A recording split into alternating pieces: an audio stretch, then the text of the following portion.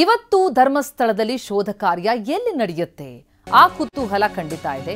13ನೇ ಪಾಯಿಂಟ್ನಲ್ಲೇ ಶೋಧ ನಡೆಯುತ್ತಾ ಅಂತ ನೋಡ್ತಾ ಹೋದ್ರೆ ಅನುಮಾನ.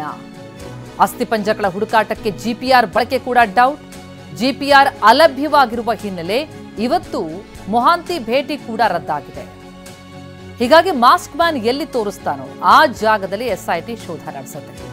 ಕಾರ್ಮಿಕರಿಂದ ಗುಂಡಿ ಅಗಸಿ ಎಸ್ಐಟಿಯಿಂದ ಶೋಧ ನಡೆಯಲಿದ್ದು ತೀವ್ರ ಕುತೂಹಲ ಮೂಡಿಸ್ತಾ ಇದೆ. ಹಾಸ್ಪಿಟಾಲಿಟಿ ಕ್ಷೇತ್ರದಲ್ಲಿ ಜಾಗತಿಕ ವೃತ್ತಿಯ ಕನಸು ಇದೆಯಾ? ಜಾಗತಿಕ ಅಧ್ಯಯನ ಉದ್ಯೋಗ ಅವಕಾಶಗಳೊಂದಿಗೆ ಭಾರತದ ನಂಬರ್ 1 IIHM ನಲ್ಲಿ ಓದಿ ಪ್ರವೇಶ ಆರಂಭವಾಗಿದೆ. ಈಗಲೇ ಸೇರಿ. ಎಸ್ಐಟಿ ಶೋಧ ಕಾರ್ಯ ಈವರೆಗೂ ಕೂಡ ಕ್ರಮಾನುಸಾರ ಒಂದಾದ ಮೇಲೊಂದು ಪಾಯಿಂಟ್ನಲ್ಲಿ ಶೋಧ ನಡೀತಾ ಬಂದಿತ್ತು. ಆದರೆ 13ನೇ ಪಾಯಿಂಟ್ ಮಾತ್ರ ಯಾಕೋ ಶೋಧ ನಡೀತಲೇ ಇಲ್ಲ. ಅಲ್ಲಿ ಜಿಪಿಆರ್ನ ಅಗತ್ಯತೆ ಕೂಡ ಇದೆ ಅಂತ ಹೇಳಲಾಗ್ತಾ ಇದೆ. ಆದರೆ ಜಿಪಿಆರ್ ಅಲಭ್ಯತೆಯ ಹಿನ್ನೆಲೆಯಲ್ಲಿ ಅಲ್ಲಿ ಶೋಧ ನಡೆಸದೆ. ಹಾಗಿದ್ರೆ ಇವತ್ತು ಎಲ್ಲಿ ಶೋಧ ನಡೆಯುತ್ತೆ? 16ನೇ ಪಾಯಿಂಟ್ನಲ್ಲಿ ಶೋಧ ನಡೆದಿತ್ತು ಮೊನ್ನೆ. ಅಲ್ಲೂ ಏನು ಲಭ್ಯ ಆಗಿರಲಿಲ್ಲ.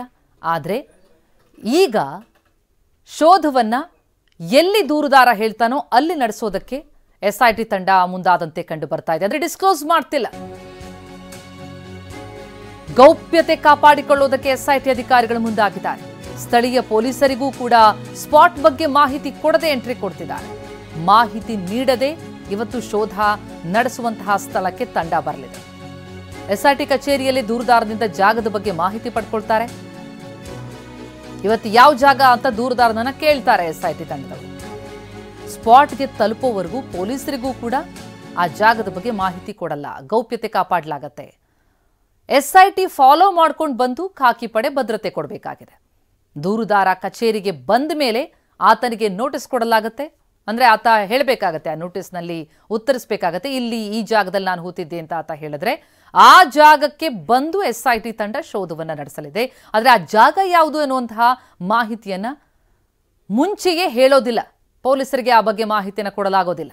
ಬದಲಿಗೆ ಎಸ್ಐಟಿ ಕಚೇರಿಯಲ್ಲಿ ಆ ಬಗ್ಗೆ ಮಾಹಿತಿ ಪಡ್ಕೊಳ್ತಾರೆ. ಎಸ್ಐಟಿ ತಂಡ ದೂರುದಾರನೊಂದಿಗೆ ಆ ಶೋಧ ನಡೆಸುವಂತಹ ಸ್ಥಳಕ್ಕೆ ತೆರಳುತ್ತೆ. ಈ ಬಗ್ಗೆ ಡೀಟೇಲ್ಸ್ ಕೊಡ್ತಾ ಹೋಗ್ತಾರೆ ನಮ್ಮ ಪ್ರತಿನಿಧಿ ಪೃಥ್ವಿ. ಈಗ ಸಂಪರ್ಕದಲ್ಲಿದ್ದಾರೆ. ಪೃಥ್ವಿ, ಧರ್ಮಸ್ಥಳದ ಅಸ್ಥಿಪಂಜರ ಶೋಧ ಕಾರ್ಯಾಚರಣೆ ದಿನ ದಿನವೂ ಕೂಡ ಕುತೂಹಲವನ್ನ ಹೆಚ್ಚಿಸ್ತಾ ಇದೆ. ಈಗ ಶೋಧ ನಡೆಸುವಂತಹ ಆ ಪ್ರಕ್ರಿಯೆಯಲ್ಲಿ ಬಹಳಷ್ಟು ಬದಲಾವಣೆಗಳಾದಂತೆ ಕಂಡು ಬರ್ತಾ ಇದೆ. ಇನ್ನಷ್ಟು ಗೌಪ್ಯತೆ ಕಾಪಾಡ್ತಾ ಇದ್ದಾರಾ? ಯಾಕಾಗಿ? ದೂರುದಾರ ಏನಾದರೂ ಕಂಪ್ಲೇಂಟ್ ಮಾಡಿದಾನಾ? ಯಾವ ರೀತಿಯಲ್ಲಿ ನಡೆಯುತ್ತೆ ಶೋಧ? ಇವತ್ತು ಎಲ್ಲಿ ನಡೀಬಹುದು? ಪ್ರತಿಮಾ, ಏನು ಈ ಒಂದು ದೂರುದಾರ ಏನಿದೆ, ಅನಾಮಿಕ ದೂರುದಾರ, ಈತನ ಅಡ್ವೊಕೇಟ್ಗಳೇನಿದ್ರು ಅಡ್ವೊಕೇಟ್ಗಳ ತಂಡ ಕೂಡ ಬೆಳ್ತಂಗಡಿಯಲ್ಲೇ ಬಿಟ್ಟಿರುವಂಥದ್ದು. ಅಂದರೆ ಆರಂಭಿಕ ದಿನದಿಂದಲೂ ಕೂಡ ಇಲ್ಲೇ ಇರುವಂಥದ್ದು. ಅವರು ಕೆಲವೊಂದು ಆಕ್ಷೇಪಗಳನ್ನು ವ್ಯಕ್ತಪಡಿಸಿದ್ರು. ಅಂದರೆ ಈ ಒಂದು SIT ತನಿಖೆ ವೇಳೆ ಒಳಗಡೆ ಇರುವಂಥ ವಿಚಾರ ಹೊರಗಡೆ ಲೀಕ್ ಆಗ್ತಾ ಇದೆ. ಮತ್ತು SIT ನಮ್ಮ ಸಮ್ಮುಖದಲ್ಲಿ ಮಾಡಬೇಕು, ಮತ್ತು ಮೊದಲೇ ಡಿಸ್ಕ್ಲೋಸ್ ಮಾಡಿದರೆ ಅಲ್ಲಿ ಬೇರೆ ಬೇರೆ ರೀತಿಯಲ್ಲಿ ಆ ಒಂದು ಜಾಗಕ್ಕೆ ಬೇರೆಯವರು ಎಂಟ್ರಿ ಕೊಡೋ ಸಾಧ್ಯತೆಗಳಿದೆ ಅನ್ನೋ ಅನುಮಾನಗಳನ್ನು ವ್ಯಕ್ತಪಡಿಸಿದ್ರು. ಅದಕ್ಕೋಸ್ಕರ SIT ತಂಡ ಇವಾಗ ಲಾಸ್ಟ್ ಮೂಮೆಂಟಲ್ಲಿ, ಅಂದರೆ ಏನು ಬೆಳ್ತಂಗಡಿಯ SIT ಪೊಲೀಸ್ ಠಾಣೆಗೆ ಆ ದೂರುದಾರ ಬರ್ತಾನೆ, ಆ ಸಂದರ್ಭದಲ್ಲಿ ಲಾಸ್ಟ್ ಮೂಮೆಂಟಿಗೆ ಒಂದು ನೋಟಿಸನ್ನು ಕೊಡ್ತಾರೆ. ಆ ನೋಟಿಸನ್ನು ಕೊಟ್ಟು ಆತನನ್ನು ಒಂದು 5-10 ನಿಮಿಷಗಳ ಕಾಲ ಆತನ ಜೊತೆ ಚರ್ಚೆ ಮಾಡ್ತಾರೆ. ಆತ ಇವತ್ತು ಯಾವ ಸ್ಪಾಟಲ್ಲಿ ತೋರಿಸ್ತೀನಿ ಅಂತ ಹೇಳ್ತಾನೆ. ಇಮಿಡಿಯೇಟ್ ಆ ಸ್ಪಾಟಿಗೆ SIT ತಂಡ ಕರ್ಕೊಂಡು ಹೋಗುವಂಥದ್ದು. ಅಂದರೆ SITಯ ಕಚೇರಿಗೆ ಏನು AC Stella Varghese, Puttur AC Stella Varghese ಸೇರಿದಂತೆ ಆ ಒಂದು ಏನು ಫೊರೆನ್ಸಿಕ್ ತಜ್ಞರು ಮತ್ತು ಡಾಕ್ಟರ್ಸು, ಬೇರೆ ಬೇರೆ ಪೌರ ಕಾರ್ಮಿಕರು, ಆ ಪಂಚಾಯತ್ ವ್ಯಾಪ್ತಿಗೆ ಬರುವಂಥವ್ರು, ಈ ರೀತಿ ಶಿಷ್ಟಾಚಾರದ ಅಡಿಯಲ್ಲಿ ಯಾರ್ಯಾರು ಬರ್ತಾರೆ ಅವರೆಲ್ಲರೂ ಕೂಡ ಬಂದಿರ್ತಾರೆ. ಅವ್ರು ಯಾರಿಗೂ ಕೂಡ ಎಲ್ಲಿ ಹೋಗ್ತೀವಿ ಅನ್ನೋ ವಿಚಾರ ಗೊತ್ತಿರೋದಿಲ್ಲ. ಲಾಸ್ಟ್ ಮೂಮೆಂಟಲ್ಲಿ ಆ ಒಂದು ಅನಾಮಿಕ ದೂರುದಾರ ಏನು ಕರ್ಕೊಂಡು ಹೋಗ್ತಾನೆ ಅಲ್ಲಿ ಇಮಿಡಿಯೇಟ್ ಹೋಗ್ತಾರೆ. ಅಲ್ಲಿಗೆ ಆ ಸುತ್ತಮುತ್ತ ಒಂದು ಪ್ರದೇಶದಲ್ಲಿ ಪೊಲೀಸರಿಗೆ ಒಂದು ಹಿಂಟ್ ಕೊಟ್ಟಿರ್ತಾರೆ. ಅಂದರೆ ಒಂದು ಯಾವ ಜಾಗದಲ್ಲಿ ನಿಲ್ಲಬೇಕು ಅಂತ ಹೇಳಿ ಪೊಲೀಸರಿಗೆ ಮೊದಲೇ ಹೇಳಿರ್ತಾರೆ. ಆದರೆ ಪರ್ಟಿಕ್ಯುಲರ್ ಆ ಒಂದು ಏರಿಯಾ ಎಲ್ಲಿ ಅನ್ನೋದನ್ನ ಸ್ಥಳೀಯ ಪೊಲೀಸರಿಗೂ ಕೂಡ ಮಾಹಿತಿಯನ್ನ ಕೊಟ್ಟಿರೋದಿಲ್ಲ. ಲಾಸ್ಟ್ ಮೂಮೆಂಟ್ ಅಲ್ಲಿ ಅವ್ರನ್ನ ಫಾಲೋ ಮಾಡ್ತಾರೆ ಪೊಲೀಸರು. ಅಲ್ಲಿ ಹೋಗಿ SIT ಅಧಿಕಾರಿಗಳು ಎಲ್ಲಿ ಆತನನ್ನ ಕರ್ಕೊಂಡು ಹೋಗ್ತಾರೆ ಅಲ್ಲಿ ಸುತ್ತಮುತ್ತ ಪೊಲೀಸರು ಭದ್ರತೆಯನ್ನು ಆರಂಭ ಮಾಡ್ತಾರೆ. ಸೊ ಇಷ್ಟು ಗೌಪ್ಯವಾಗಿ ಈ ಒಂದು ಉತ್ಖನನ ಕಾರ್ಯವನ್ನ ಕಳೆದ 2 ಪಾಯಿಂಟ್ಗಳಿಂದ ಮಾಡ್ತಾ ಇರುವಂಥದ್ದು ಇವತ್ತು ಕೂಡ ಅದೇ ಮುಂದುವರಿಯುತ್ತೆ.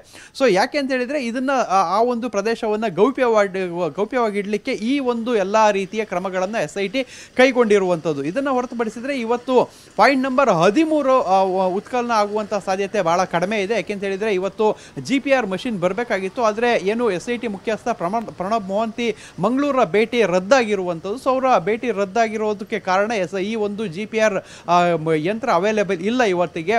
ಸೊ ಪ್ರಣಬ್ ಮೊಹಾಂತಿ ನಾಳೆ ಬರುವಂತಹ ಸಾಧ್ಯತೆಗಳಿದೆ. ಸೊ ಅದರಿಂದಾಗಿ ಪಾಯಿಂಟ್ ನಂಬರ್ 13ಕ್ಕೆ ಏನು ನೀರಾವರಿ ಇಲಾಖೆಯಿಂದೆಲ್ಲ ಒಂದು ಪರ್ಮಿಷನ್ ಅನ್ನ ತೆಗೆದುಕೊಂಡಿಟ್ಟಿದ್ರು, ಅಂದ್ರೆ ಶೋಧವನ್ನ ಮಾಡಿದ್ರೆ GPR ಯಂತ್ರದಿಂದ ಅದನ್ನ ಫಸ್ಟ್ ಮಾನಿಟರ್ ಮಾಡಿ ಒಳಗಡೆ ಏನಾದರೂ ಸ್ಕೆಲಿಟನ್ಸ್ ಇಲ್ಲ ಆ ರೀತಿ ಸಂಬಂಧಪಟ್ಟಂತ ಏನಾದರೂ ಇದ್ರೆ ಅಲ್ಲಿ ಉತ್ಖನನ ಮಾಡಲಿಕ್ಕೆ ಮುಂದಾಗ್ತಾ ಇದ್ರು. ಸದ್ಯಕ್ಕೆ ಆ ಒಂದು ಪಾಯಿಂಟ್ ನಂಬರ್ 13 ಇವತ್ತು ನಡೆಯಲ್ಲ. ಮುಂದಿನ ನಡೆ ಹೇಗಿರುತ್ತೆ ಅನ್ನೋದನ್ನ ಕಾದು ನೋಡಬೇಕಾಗಿದೆ. ಪ್ರತಿಮಾ, ಥ್ಯಾಂಕ್ ಯು ಪೃಥ್ವಿ ತಮ್ಮೆಲ್ಲ ಮಾಹಿತಿಗೆ.